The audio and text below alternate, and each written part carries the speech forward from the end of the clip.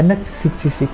Yes, നമ്മളിപ്പോൾ നിൽക്കുന്നത് മഹി ബൈപ്പാസിലാണ്. നമുക്കെല്ലാവർക്കും അറിയാം കേരളത്തിൻ്റെ പല ഭാഗങ്ങളിലായിട്ട് NH66 പണികൾ ഇങ്ങനെ പൂർത്തീകരിച്ചുകൊണ്ടിരിക്കുകയാണ്.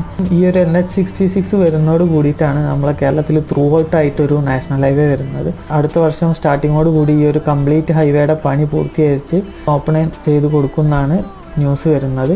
അതിൻ്റെ കൂടെ തന്നെ മറ്റൊരു ഇൻട്രസ്റ്റിംഗ് ന്യൂസ് കൂടെ വരുന്നുണ്ട്. ഈ ഒരു NH66 2 വീലേഴ്സും 3 വീലേഴ്സും ബാൻഡ് ആയിരിക്കും എന്നുള്ള കാര്യം.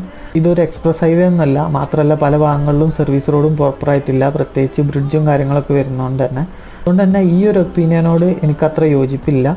ശരിക്കും ആക്സിഡൻസ് ഒഴിവാക്കാനാണെങ്കിൽ കുറേ എങ്ങനെ വണ്ടി ഓടിക്കണം എന്നൊക്കെ ബോധവൽക്കരണവും അതുപോലെ തന്നെ അതിന് അഗെയിൻസ്റ്റായിട്ട് വയലേറ്റ് ചെയ്യുന്നവർക്ക് നല്ല രീതിയിലുള്ള ഫൈനും കൊടുക്കുകയൊക്കെയാണ് ശരിക്കും വേണ്ടത്.